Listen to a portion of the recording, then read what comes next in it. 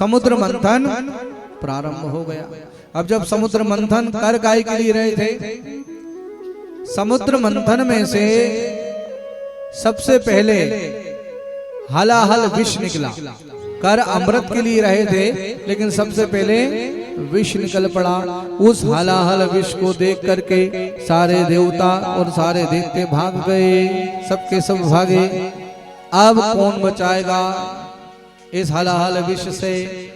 तो सारे देवता और दैत्य मिलकर के भोले बाबा से प्रार्थना करते हैं। सिद्धेश्वर महादेव के पास में गए और भोले बाबा से कहा, भोले बाबा कि देव देव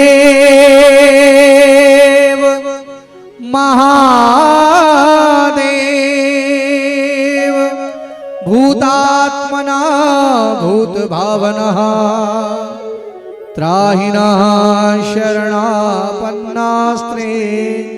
लोक्य दहनाद विषाद।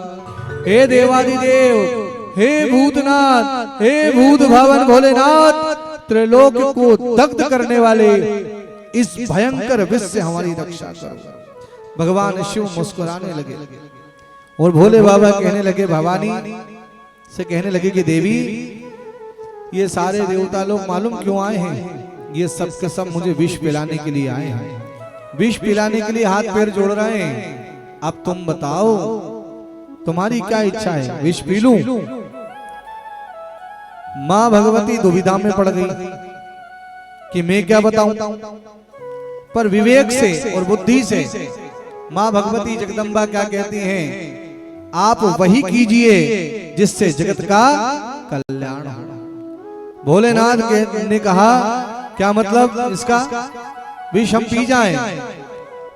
तो मां भवानी कहती है कि भोले बाबा, मैं तो नहीं कहती कि इस संसार के अंदर ऐसी कौन सी पतिव्रता स्त्री होगी जो अपने पति से कहेगी कि तुम विष पी लो, लेकिन मैं तो ये कह रही हूं कि आप वही कीजिए जिसमें जगत का कल्याण हो। मां भगवती ने भी अनुमोदन कर दिया। अब यहाँ भोले बाबा कहते हैं, लियाओ, कहां पर है? अंजलि बांध करके भोले बाबा ने उस हलाहल विष को पीना प्रारंभ करा। शिव जी ने विचार करा, यहां पर क्या विचार करते हैं कि विष, ये भयंकर हलाहल विष यदि भीतर की ओर चला गया तो मेरे हृदय में राम भद्र का निवास है, वहां तक यदि विष पहुंच गया तो अनर्थ हो जाएगा। और यदि मैंने इस विष का अगर वमन कर दिया, बाहर उल्टी कर दी, तो ये संसार नष्ट हो जाएगा। इसलिए भगवान ने क्या करा, भगवान ने भगवान के नाम का सहारा लिया। मतलब कौन सा नाम? राम नाम का सहारा लिया। पहले बोला भगवान ने रा, और पूरा हलाहल विष पीते हुए ऊपर से बोल दिया माँ, और कंठ में धारण कर लिया, ना अंदर उतारा ना बाहर करा। तो तब से भगवान भोले बाबा का वो कंठ था नीला हो गया। तो भोले बाबा का एक नाम क्या हो गया? नीलकंठेश्वर महादेव।